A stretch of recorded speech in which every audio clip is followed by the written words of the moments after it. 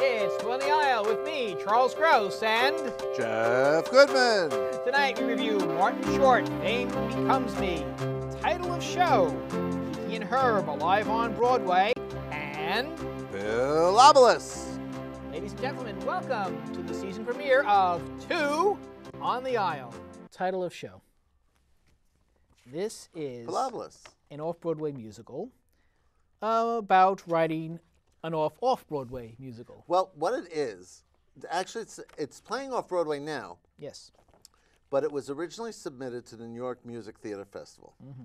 And it was submitted as a play about people writing, a musical about people writing a musical to be submitted to the New York Music Theater Festival that was produced by the kind of like a Woody Allen movie when you think about it. It was so intriguing.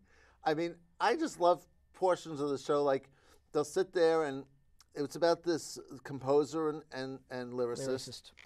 And then they get two of their friends to come in and help them write. And the actresses, and they help write the show. Right. And they mean, and she goes, you mean if I want to say this word, that's going to be a show? No, that's in the show. It's like hilarious. And it's like you wonder, did they actually sit down and this is what they, and they just do it verbatim?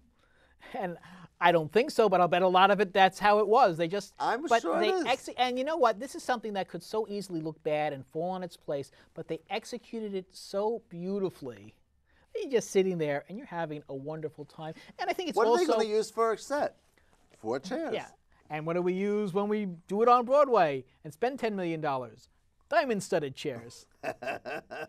And my favorite parts is throughout the show you have phone messages from famous Broadway actresses. They always talk about who are they going to bring in to that they want Emily Skinner in the worst way. And they almost get her. But they do get, who's one who accepts, but they're not there? Well, Emily Skinner. Oh, calls up and says she's available. Oh, that's right. And my favorite one is Christine Ebersole calls up. And then, who are you? How'd you get my number? Yeah, something like that. No, she thinks she's hung up. She says, how did they get my number anyway?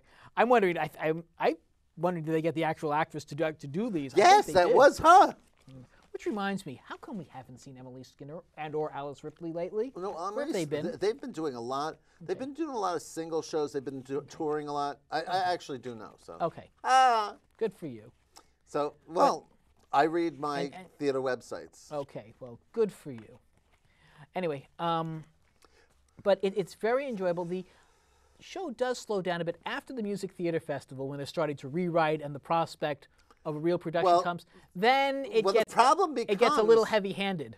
Well, the problem becomes also, and they even address the problem in the show, if we're doing this now on stage, how is it in the play? Because the play we didn't submit to the theater festival yet. And it's like, what is going on? It's like this, it's really the weirdest Twilight Zone musical ever. I wouldn't quite go that far, but it's a Twilight Zone. It's such an insight. But it's more of an insight into the creative process. It's such an inside joke for the theater community.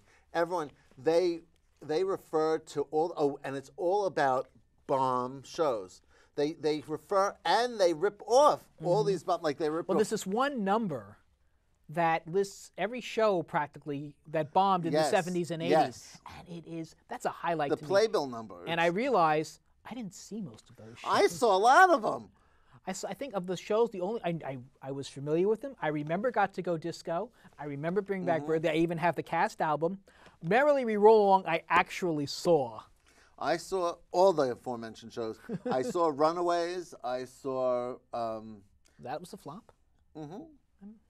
It was Elizabeth Swatos. Yes, she wrote, she directed. I remember it was nominated for a lot of Tonys. Mm-hmm. They even talked about Working, which I saw several times. That they did on television. Yes. Yes. What others? They just did so many. I think they even reached back to the 60s occasionally for... they did. But so someone knows their flops. Yeah, and also a lot of the tunes that they wrote were tributes to those flops because he really said he wanted to do something like these musicals, only better. You know, and it was really another one of those love letter plays to American musical theater. Definitely. And at the same time being an inside joke, which kind of brings us full circle because that's kind of like what Martin Short does, but only in a totally different way. It's just the same, only totally different. Right. I think title of show goes for more of the insider approach. Yes, but absolutely. even if you've never heard of these shows, You don't need to know. you're still going to enjoy it. They do have a hard time ending it because the part after where they're doing all the rewrites, where they're trying to, it's real, but it doesn't have quite the excitement of the events leading up to the festival. It's like, well, we got to the festival. Where do we go now? And it's, again, it's certainly part of the process. It's certainly part of what they had to do to bring the show to where it is now. I mean, I don't know what happens when they get cast changes and stuff like that, if they're going to add to it. But it does lose some steam at that point. But all in all, it's a lot of fun. It's such a great. Any theater lover will love this. Yes. If you went to Broadway musicals in the '80s and you like the '80s, you'll love it. If you like musicals, you'll like it. But I must tell you, the person I took to this didn't go to the theater in the '80s, hardly goes to the theater, and he still liked it. Well, there you go. It's like you can still enjoy Avenue Q even if you never watched Sesame Street. This is And great. you can still enjoy the 2 on the Aisle countdown, 1 to 5 stars, or should we do playbills? We do playbills. Well, we do playbills, but this is a new season. I thought we might want to try something else. But all right, playbills it is. 1 to 5 playbills. I think Charlie just forgot we did playbills. I never forget that. 1 to 5 playbills, 5 being the best, 1 being the worst. The shows we reviewed tonight: Martin Short, Fame Becomes Me. I will give it 4.5 playbills. I thoroughly enjoyed myself. I have no idea why it's not selling out. Okay, 3.75. I didn't quite enjoy it. I admire the talent. I admire what it is. I had a wonderful time. Not quite as wonderful as you did. 5 stars. So much. Playbills, Jeff. Playbills. Oh, see? I forgot. There you go. But then I just flew in from Alaska. And boy, are your arms tired. But how many playbills, stars, Well, I can bottle actually, fifths I was will you give just going to Kiki? say, I give Kiki about 3/5 of gin. Okay. Well, I will give... And a little chaser. I think she's had plenty of gin, but I will give her 2.5 playbills. Pilabolus. Say it again. Pilabolus. Pilabolus. How many playbills? Pilabolus always gets four playbills Really? for me. I always enjoy Pilabolus. 3 1/4. And title of show? Thailand show, personally, I loved it. I give it 5 playbills. I had a wonderful time. I thought, not perfect, it's, well, just slightly under 5. How's that? Okay. I enjoyed it too.